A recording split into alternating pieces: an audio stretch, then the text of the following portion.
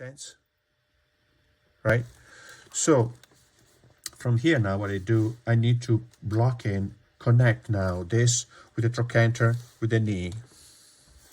So find at the knee, the midpoint in here, right? And you block in here a can of Red Bull, little cylindrical volume like that, right? Now from here you have to connect this one with the trochanter with this one. Blocking the trochanter, the great trochanter. What is the great trochanter? The great trochanter is a little bit lower than the actually just at the level, the center of the head of the humerus, sorry, of the femur. Come out with this, and here you block in an egg. See that? The top of this is the level of the center of the head of the humerus. It's very, of the femur. It's very important, right? From this egg in here, I create now an axis that goes to connect these two. And that's the shaft of the femur. So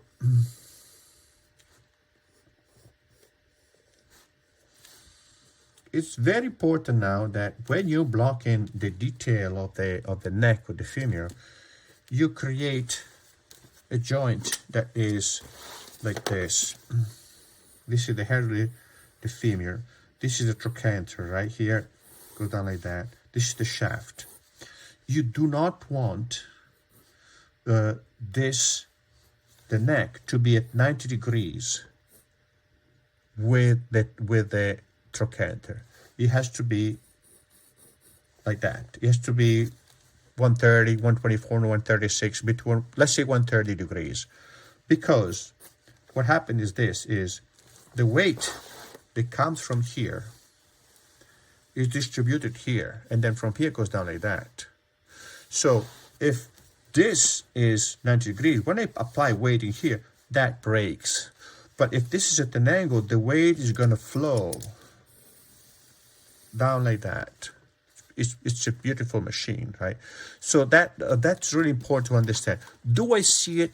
I don't see it. But knowing this would permit me to have a much better understanding of the mechanics of the human body and how all these forms are organized.